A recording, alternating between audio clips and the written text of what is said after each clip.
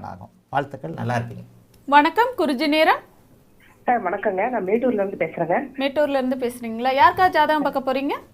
என் பையனுக்காக பார்க்கணுங்க. அவங்களோட பிறந்த தேதி, பிறந்த நேரம், பிறந்த இடம் சொல்லுங்கம்மா. 21/11/2001. 21/11/2001.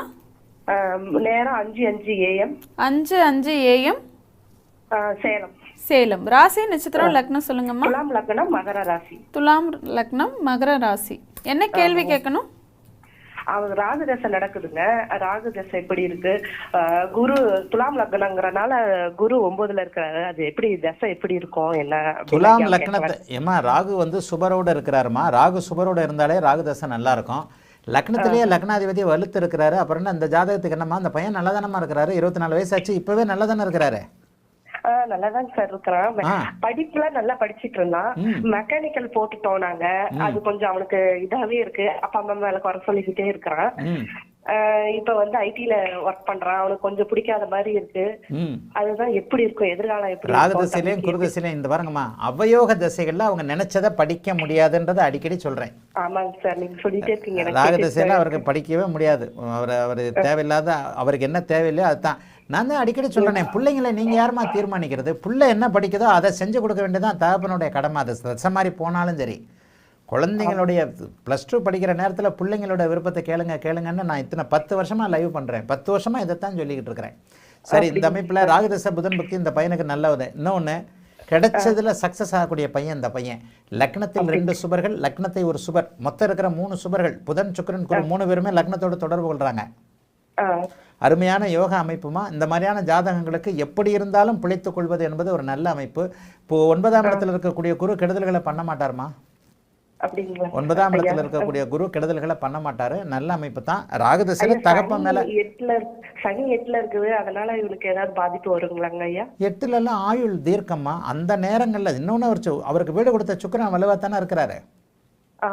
ராஜயோக தசைமா. அது ரொம்ப பயமா இருக்குங்க சார். 8ல சனி இருக்கு, எப்படி இருக்குமோ வாழ்க்கை? குருதசைதாமா ஆதிபத்திய விசேஷம் இல்லாத தசை. குருதசைதாமா பயப்பட வேண்டியிருக்கும்.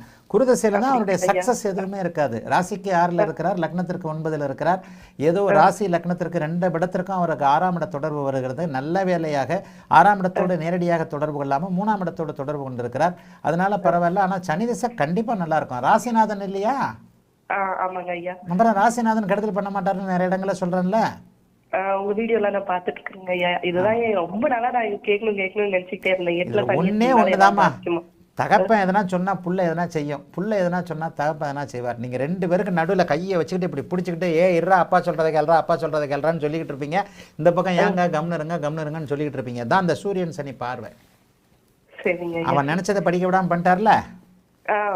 இவன் லைஃப் ஃபுல்லா உங்ககிட்ட சொல்லிக்கிட்டு இருப்பான். அவன் புள்ள பெற்று அவன் புள்ள காலேஜ் போற வரைக்கும் உங்க புருஷன் உங்க வீட்டுக்காரர் என்ன சரியா படிக்க வச்சாரான்னு உங்ககிட்ட கேள்வி கேட்பான். சூரியன் சனி பார்வை என்பது கருத்து வேறுபாடுகளோடு. அதே நேரத்தில் 9ஆம் பாவகம் வலிமையாக இருக்கின்ற காரணத்தினால தகப்பனை மரியாதையோட பிள்ளைக்குரிய கடமையை தகப்பனுக்கு செய்ய வேண்டியது அவன் செய்யக்கூடிய அமைப்புகளும் வலிமையாக இருக்குது. எப்போ வந்து அவயோக திசைகள் நடக்குதோ அப்போ வந்து அவன் நினைச்சதை படிக்க முடியாத சூழல் ராகுதசை இந்த மாதிரியான அமைப்புகள்லாம் இருக்கத்தாமா செய்யும். கவலைப்படாதீங்கம்மா, இவன் நல்லாவே இருப்பாமா. இவருக்கு திருமணம் எப்படி அப்பா அம்மா சொல்றது? திருமண அமைப்பு ராசிக்கு 7ஆம் இடம், லக்னத்திற்கு 8ஆம் இடத்தோடு இதெல்லாம் 28 வயசு ஆயிடுமா.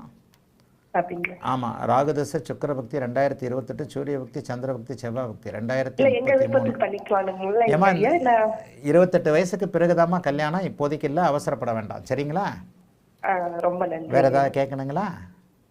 இல்லைங்க, எதிர்காலம் எப்படி இருக்கும் அப்படின்னு. உண்மையிலேயே நல்ல ஜாதகமா. அம்மா லக்னத்துல 2 சுபர்கள் வலுத்து இருக்கிறாங்க, சந்திர கேந்திரத்தில் இருக்கிறாங்கன்றது மிகப்பெரிய நல்ல அமைப்பு. லக்னத்தை குருபார்க்கிறது மிகப்பெரிய நல்ல அமைப்பு. உண்மையிலேயே பயப்பட வேண்டாமா. இருக்கிறது தாமா சொல்ல முடியும், நான் பொய்யெல்லாம் சொல்ல முடியாதுமா. இந்த ஜாதகம் உண்மையிலேயே சாப்பாடு, துணிமணி, அந்தஸ்து, கௌரவம் போன்றவைகளுக்கு கஷ்டப்படாம இயல்பாக எல்லா நல்லதுகளும் நடக்கக்கூடிய நல்ல ஜாதகம். அப்பா விஷயத்தை தவிர ஒரு பாயிண்ட் கடைசியா அங்கே கொண்டு வந்து வைப்பேன். ரொம்ப சந்தோஷமா இருக்குங்க. நல்லா இருப்பீங்கம்மா, வாழ்த்துக்கள்மா, நல்லா இருப்பீங்க. அழைத்ததற்கு நன்றி அம்மா. நேயர்களின் அனைத்து விதமான சந்தேகங்கள்